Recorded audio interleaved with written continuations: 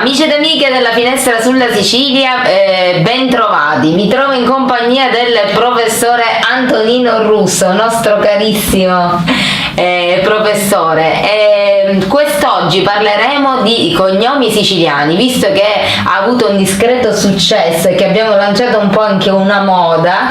Tant'è vero. Sì, tant'è vero che a carattere nazionale ce lo stanno copiando e non vi dico chi. Col professore, il divanetto, infatti, professore, facciamo tendenza noi. Dobbiamo quantomeno soddisfare tutte queste richieste che ci pervengono sia al sito www.lafinestrasulasicilia.com e sulla pagina di Facebook La Finestra sulla Sicilia, il blog di tutti. Bene, cominciamo, professore. Parisi. Parisi e Parigi è il nome medievale di Parigi. Ricorda che Dante nel passo in cui spiega ai suoi lettori che cos'è la miniatura, dice: l'arte che a luminar chiamata è in Parisi, cioè l'arte che a Parigi è chiamata allumé. Meraviglioso. O alluminé. Ciaccio. E Ciaccio è un ipocoristico, si dice, è un diminutivo affettuoso di Francesco, corrisponde al nostro Ciccio. Al nostro Ciccio, sarebbe il nostro Ciccio. E vale anche per Ciacci? Sì, è la stessa cosa. Quindi è la stessa cosa, perché c'è un famoso Ciacci in televisione. Sì, Ciacci, sì. Quando un nome ha un plurale... Sarebbe il nostro Cicciuzzo. Sì, è una cosa... No, Ciacci no, è una cosa ovvia, perché... Per esempio Russo, quante varianti ci sono? Russo, la russa, russi, russolo, russotto, ma sempre il russo. Hanno tutte la stessa derivazione. Sì. Come dire, il nome base che dà origine a queste varianti è russus, russo, che significa rosso di capello. Persona di pelo rosso. Esposito è napoletano, intanto.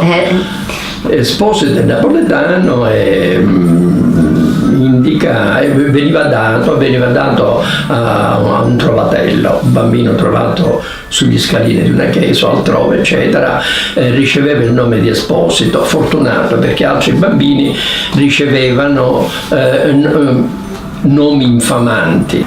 Cangialosi viene da Hajar al-Lause, arabo, significa rocca del mandorlo.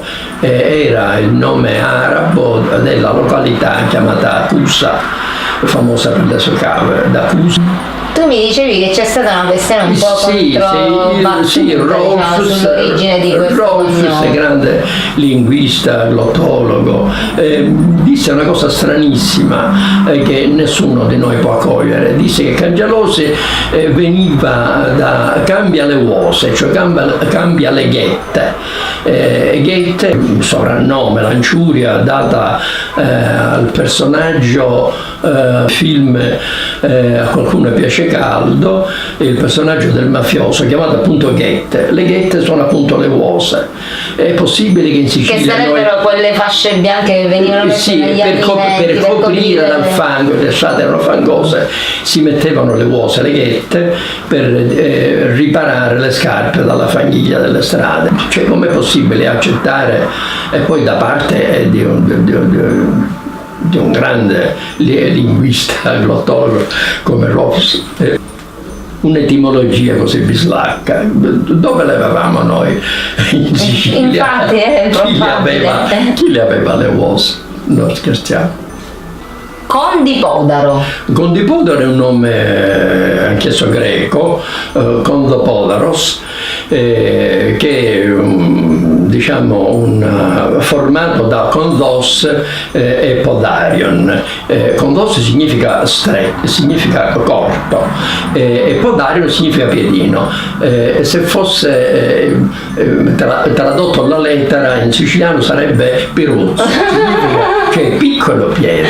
Un piede piccolo. Alla cinese, sai che c'è questa tradizione cinese Che hanno i piedi delle donne alle quali veniva appunto fasciato fin dalla nascita sì, il che è una piede, tortura. il che i cinesi si eccitano quando vedono Piedi una donna piccoli. con piede piccolo. Io sarei spacciata praticamente. Nessuno ti avrebbe sposato in Cina.